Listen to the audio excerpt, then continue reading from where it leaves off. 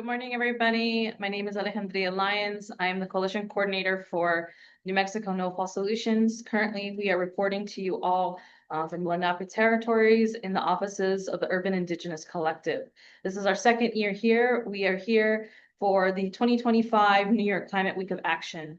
Our coalition, New Mexico No Fall Solutions, is here with our steering committee members, Pueblo Action Alliance, Youth United for Climate Crisis Action, Indigenous Lifeways, Los Jardines Institute, as well as many individual allies of New Mexico, part of our 30-person delegation who is here to fight Blackstone and share the narrative on a national stage as we get ready for the road from New York Climate Week to the Conference of Parties that will take place in Belém, Brazil.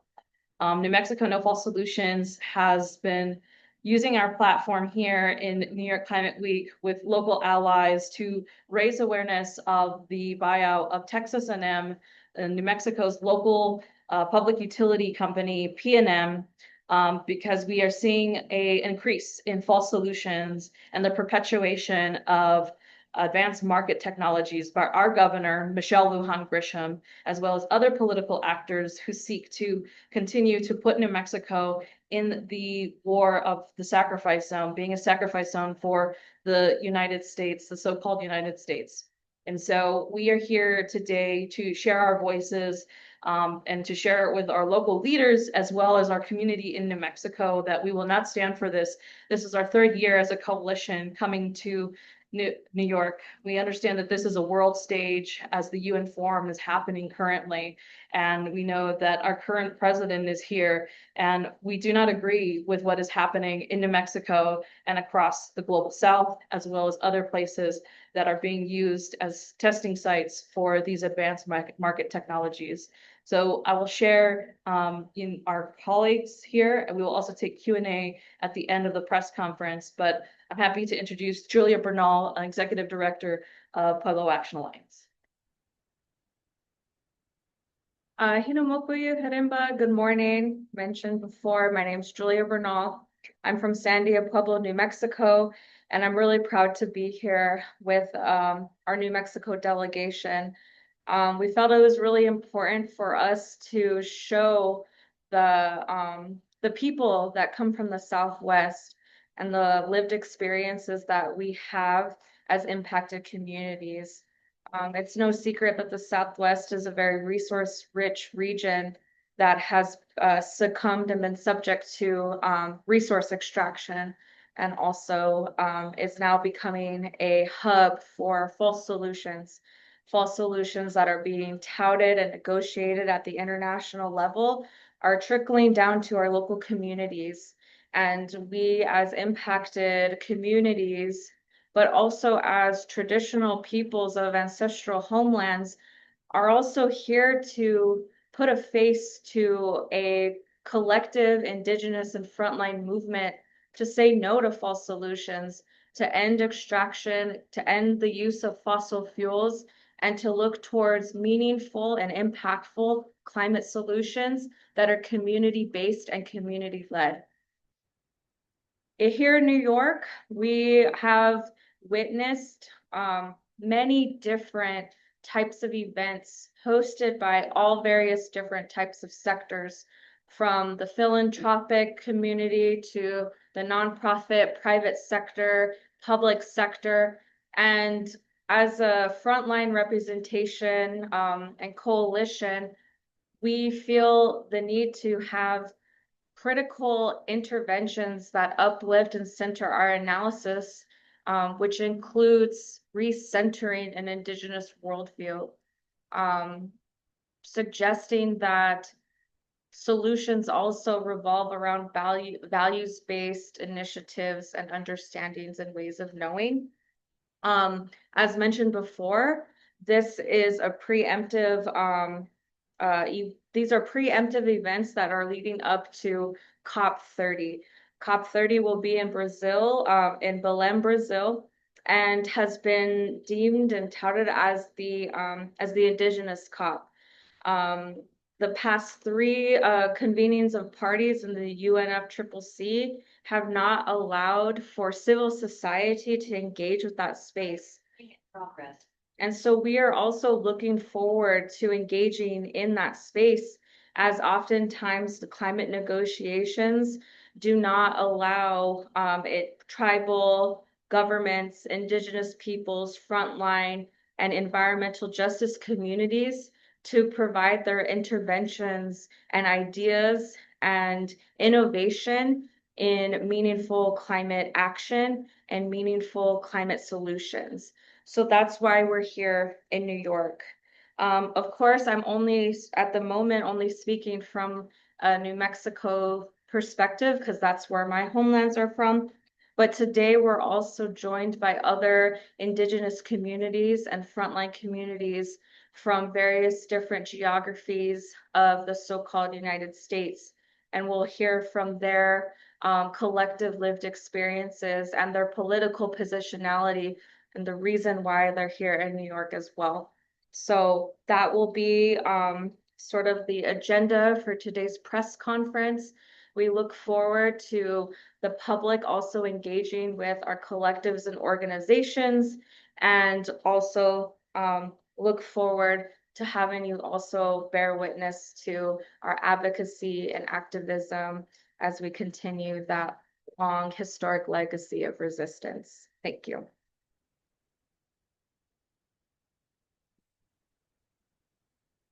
Gate anotso Abigail Littlefield Unisha, Kiani Nisha Hishkishne Bashishchin, Dana Georgia de Nasha.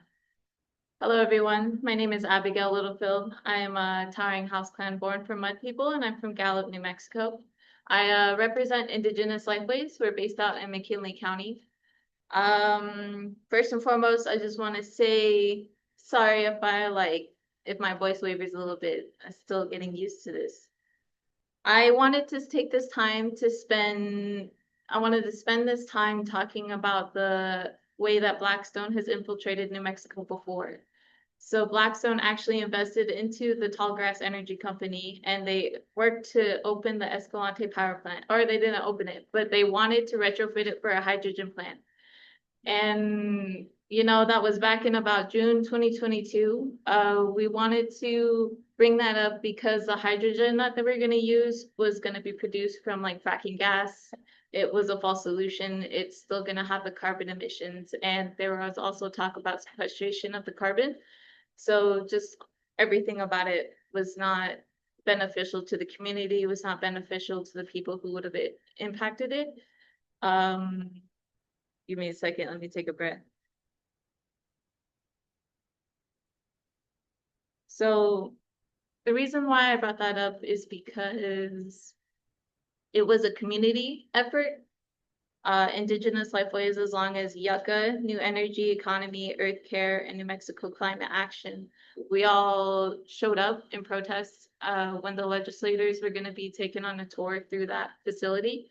That facility was no longer in conversation to be retrofitted anymore, so we stopped that. The importance of stopping that facility from becoming a hydrogen producing facility is that we need to make sure our voices are heard. And my call to action for you as a viewer is to, pray, learn your language, get to know your environment. Indigenous languages were created in relationship to the land. That's how you're able to identify the plants. That's how you identify the directions of trees and everything. So language is grown from that. And if you just take that step to learn more of your language, to learn more of your culture, creating that connection again with the land.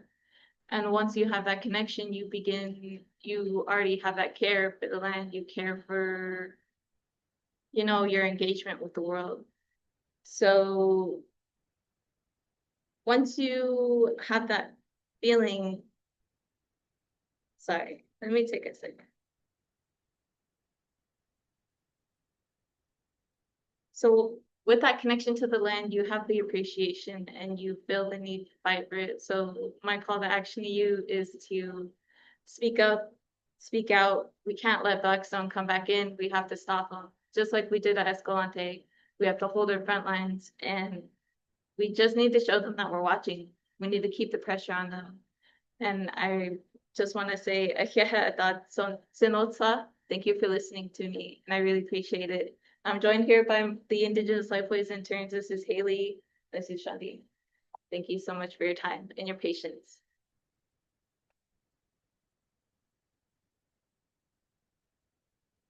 Kuatsana hinamoku van Hirimba natatai ham Dunabaf in Hai ham Dershan Wimam Baudan in ham Shete. Good morning, everybody. My name is Zephyr Hadamio. I come from the Pueblos of Isleta and San Felipe, and I'm here today to represent Youth United for Climate Crisis Action, or YUCCA. We are a youth-led BIPOC group of young people who are organizing together on Tiwa, Tewa, and Mescalero Apache lands to confront the extractive industries and also the systems that uphold them. So we've traveled all the way to New York City this week because the fight for climate justice in New Mexico is directly tied to the decisions that are being made here in New York. The corporations that are poisoning our lands, water, and communities back home are the same ones that are fueling climate crisis all across the so-called country. Right now in New Mexico, those extractive corporations are currently trying to seize the very power in our homes through Blackstone's bid to take over Power New Mexico, or PNM, which is New Mexico's largest utility. Blackstone is the world's largest equity firm, controlled and led by, Wall Street billionaires. So Stephen Schwartzman and Sean Klimczak have never stepped foot in our communities, nor will they ever be accountable to us if this takeover happens. Like we heard from our relatives earlier, Blackstone already owns Tallgrass Energy, and they are a major proponent of hydrogen projects in the northwest part of the state. Propping up, this false solution, which is hydrogen. It's unproven, it's draining our water, and it can keep us locked into an extractive energy system. We know that Blackstone is already tied to New Mexico's false solutions push. And so if they succeed in taking over our largest electric utility, their outsized influence is only going to deepen, and that gives them a monopoly over our entire energy future. So again, the decisions that are made here in New York City skyscrapers, they do not stay here. They reach back into our communities, our lands, and also our lives. And that's why we're here to say that New Mexico is not for sale. Our communities are not sacrifice zones. Our futures are not bargaining chips for billionaires who only care about profits. We're calling on our allies everywhere from New York City to New Mexico to stand with frontline communities, to reject Blackstone and their takeover, and to hold corporate and industry profiteers accountable for the crisis that they've created, and to also stand with us in the fight for a livable future. Nitra Harkem Habur.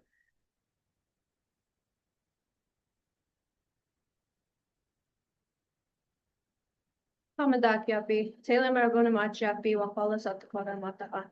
My name is Taylor Marabo and I come from the Cheyenne River Sioux tribe, but I live on the Standing Rock Sioux tribe. I am here with the Standing Rock and the Cheyenne River youth to come to New York and be here for Climate Week and talk about, the problems back at home and bring awareness to everybody else's problems back at home. So what we do as work as a group, we basically, we try to build up our grassroots, we try to build up our youth, get their voices out and try to build up skills to get them into this. We try to build up for skills to get them trained in and transition into the movement space. So what we have done in the past, we have gone into runs to Dallas, we've gone on to runs to Minnesota against Line 3. We've gone to Atlanta to stand against No Cop City. We've been to Dallas to stand in solidarity with Greenpeace against their court cases and many more. But so what we've done collectively, mainly as a group, and that has been the big thing that we've done, is the No DAPL movement. So basically what No DAPL is No Dakota Access Pipeline, and the Dakota Access Pipeline is a 1,172 mile underground pipeline that is running through the Missouri River specifically. And the Missouri River is a river that trails off into every single river in the US basically. And our DAPL is owned by Energy Transfer. This pipeline has been built illegally. It has been running illegally. And if anything were to happen, we are going to have a lot of oil in our water. And on the Cheyenne River and Standing Rock reservations, the Lake Oahe and the Missouri River, that is our main water drinking source. So if anything were to happen, there goes our water, our drinking source. And that is the main thing that we need to live. Water is a great thing to be living off of, and it is a great resource that we have naturally. But we have energy transfer coming in to build through it and build pipelines, oil pipelines at that. So in the beginning, we've had the youth runners, and for what they've known, we had no acknowledge on fossil fuels and how bad they are and the drilling and everything like that. All we knew is that we couldn't have oil in our water to be drinking, and that somebody needed to stand up and voice out for our relatives back home, because we have a lot of youth and a lot of elderly who cannot do what we do. And I am proud to be using my voice to be here for that and do that for them. So the youth, young as like 3, knew it was a bad thing to have oil in your water and to stand up for your people. So the reason why we're here in New York is just to be here with everybody else and everybody here. And I'm glad to have met the people that I have met. And so we can stand up and voice our opinions, especially for the people back at home who cannot do that. Thank you.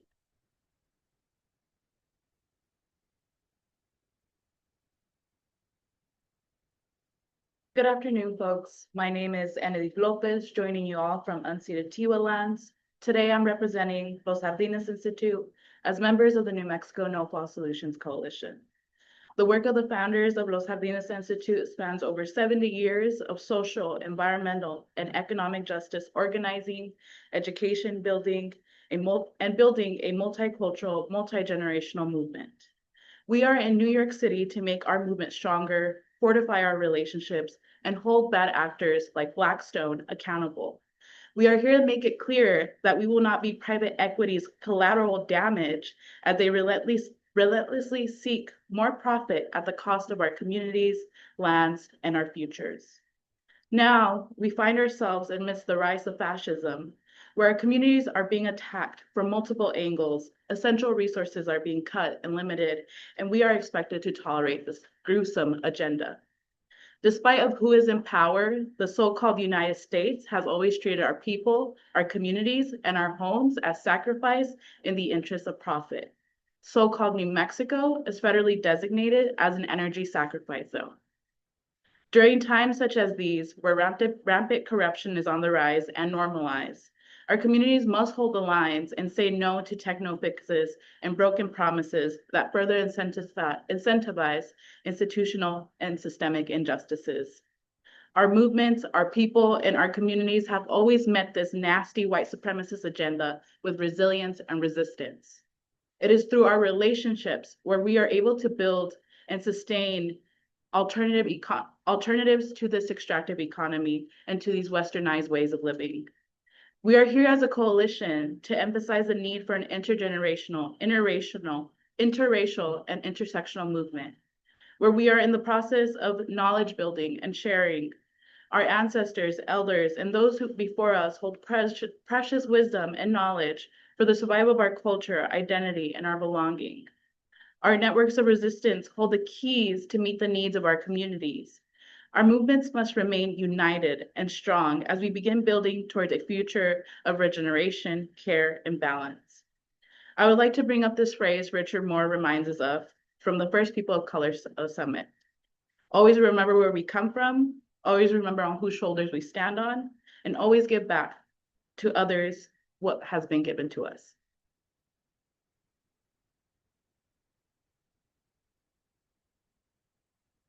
What's in hope? My name is Kira Padilla. I'm the Youth Justice Organizer for Pueblo Action Alliance. At PAA, we believe in the power of our youth, not just as future, but as the leaders right now. PAA has created a space where Pueblo youth can build community, grow as leaders, and feel a true sense of belonging. In a world where youth-led spaces are rare, we believe young people deserve the tools to lead with confidence and care. Through our youth justice program, we focus on leadership development, community organizing, and honoring traditional knowledge. As youth, we inherited a world in crisis, one shaped by colonization, patriarchy, and a climate emergency that we didn't choose. But we also inherited something special and stronger, the spirit of resistance, courage, and love. And here's Jolene Sinigini speaking on that spirit of strength. She's a part of our Strengthening Roots and Resistance program. Good day, everybody. My name is Jolene Sinigini. I'm a part of the new Strengthening Roots and Resistance mentorship program with Pueblo Action Alliance and a former Cultivating Roots Resistance Fellowship back in 2024. The Youth Justice Program has been growing ever since in COVID and back in 2020, where the fellowship was just an internship. Since then, it has expanded to the SRR mentorship that has been developed back in 2024, where past fellows and will guide the new CCR fellows using their experience and knowledge. And now, in later this year, developing our new Youth Pueblo membership program. We are here currently in New York City, one of the biggest cities in the US for New York Climate Week, where international leaders are gathering to discuss the future of our Mother Earth. We as Pueblo Action Alliance are here to learn the future of not just for our people, but for our youth, our communities, our water, our air. We'll face with other initiatives guided with the foundations of traditional Pueblo core values that has been passed down from generations. We are here to learn, but also to demand to keep all fossil fuel extractions in the ground and to start to center on Indigenous analysis around fall solutions and the Indigenous just transition, and to build power among New Mexico Indigenous and land-based and local communities, and to stop economics that promotes hydrogen, CCS, and other carbon technologies that affect our homeland. What I have learned from New York Climate Week is how powerful all communities are, no matter in nationality or ethnicity. We as the people are powerful and capable to protect our lands, our water, and our air against powerful corporations who may not share our worldview. And so as we finish this week, we want to begin to shouting out special people who continue this work that leads to our future. Shout out to our Cultivating Roots and Resistance Fellows, our Strengthening Roots and Resistance mentors, and all the other Indigenous youth around the world repping their communities here in New York and beyond.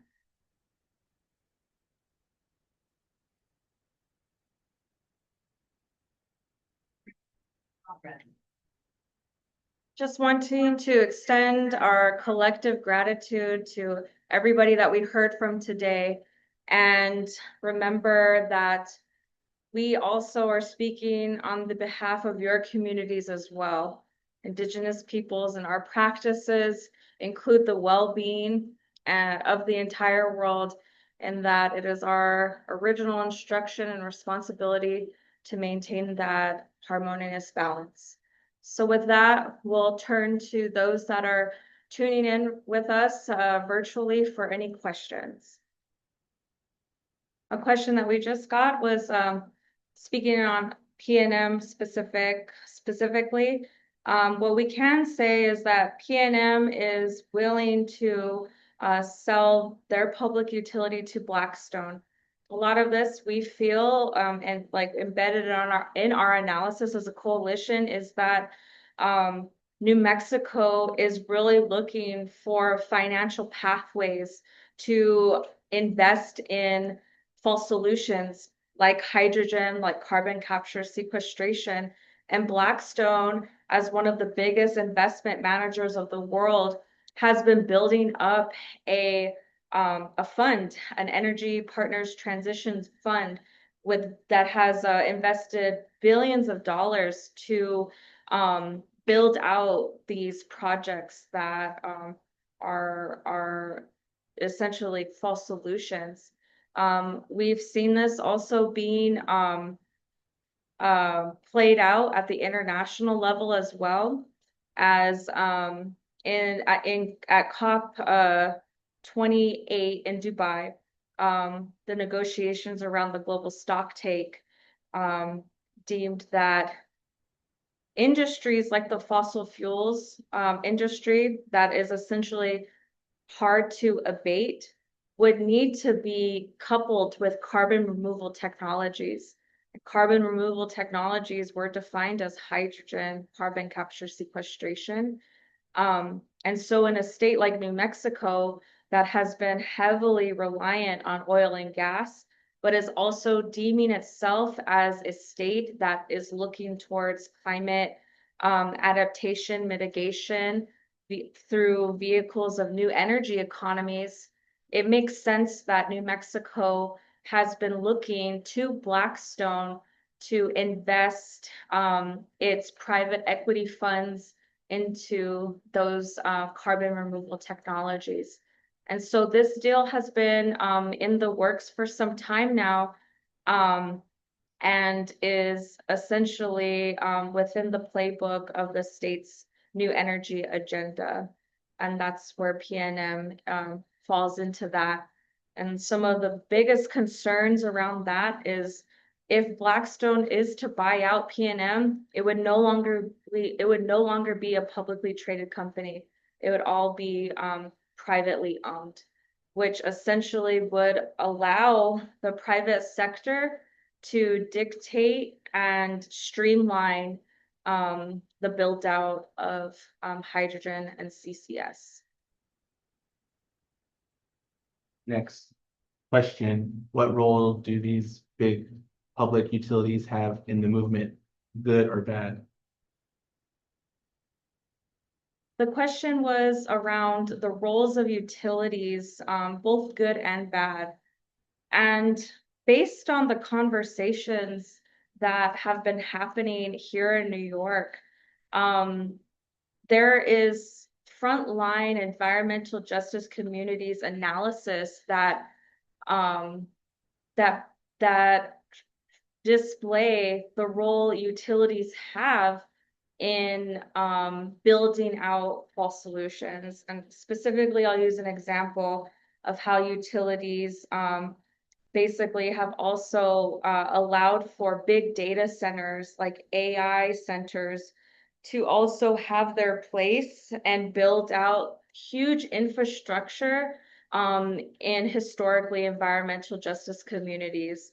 I was hearing from a woman that is, her community is from Louisiana, and has a reputation of being called Cancer Alley, an area where there's been a lot of environmental injustice. Also, they're an area that, similar to the Four Corners area, were designated as an energy sacrifice zone as well.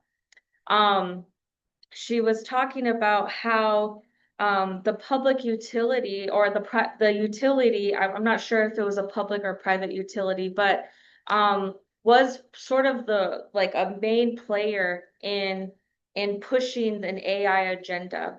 And what I feel like we're seeing is that the private sector's sort of trend of buying out utilities is that they want to invest in these different types of technologies, whether it's hydrogen, CCS, or AI centers, to start basically utilize these environmental justice communities as startup locations, which again is perpetuating that historic legacy of harm, because the life expectancy of these AI data centers are only supposed to be like temporary infrastructure, meaning that they'll only last about 15 or so years in these communities until they start to grow their businesses beyond these environmental justice communities, leaving the burden and the impact with those communities as well. Some of these data centers have the building infrastructure life expectancy of 30 years. So in a sense, this could also lead to like stranded assets. And through our analysis, we have researched how investments towards false solutions are really just a strategy to prolong oil and gas and other non-renewable resources. So. I don't know if anybody had anything to add to that, but. The question was, can utilities be ever partners in our communities? I feel like that has some nuance to it because if we're looking at utilities that are being led and invested by the private sector, and the private sector is aligned um, with the climate finance agenda that's coming from the international level, I don't think that that is going to benefit communities. And even here in New York, we heard from communities that have gone through processes of seeing from the starting point of energy infrastructure build out to the impacts, the environmental and health impacts that they're experiencing now. Are often the private sector is often trying to buy out these communities by packaging like packaging like money in a way that's like community benefits or other greenwashed language. And so what in that specific example, we have this very specific analysis that the corporations, the private corporations are not building out building out new energy infrastructure and carbon removal technologies for our benefit. They're doing it to prolong their investments in oil and gas because that industry is still very alive and it's still generating a lot of revenue because it's a global market. Oil and gas isn't just cultivated here in the US, it's cultivated everywhere.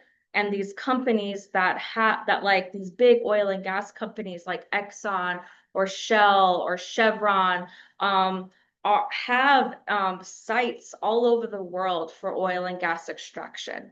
And in the example of Blackstone is based here in New York and don't have any sort of communal type of relationships to people in New Mexico. This could be the same for other communities that are not here based in New York that are also being impacted by Blackstone. Essentially, what we're bringing into the conversation is that we cannot rely on market-based systems that have been a tool to fuel a global capitalist agenda that only benefits a small percentage of people. And so we have to look towards solutions that are community-based, that come directly from communities. And I feel like that is the only example of how communities can have more autonomy and sovereignty over what their energy grid can look like in the future.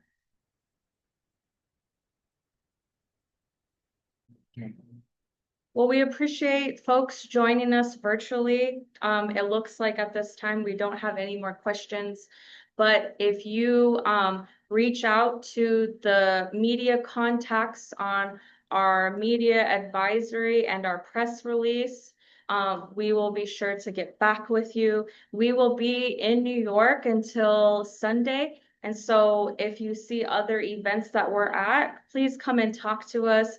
We would love to share more of our perspective and analysis in the climate negotiations. And you can also find more information about our work at nofallsolutions.com.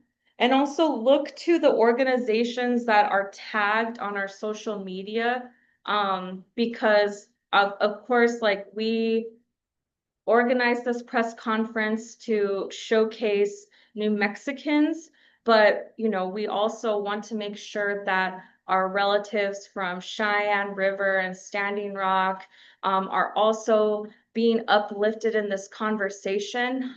Personally, that's where it all started for me at Oshetisha during the No DAPL movement. And so I owe a lot of gratitude to that moment of Indigenous resistance and continue that Indigenous solidarity. And so please reach out to us. If there's specific folks that you would like to talk to, we'll be sure to get you connected with them. And thanks for tuning in.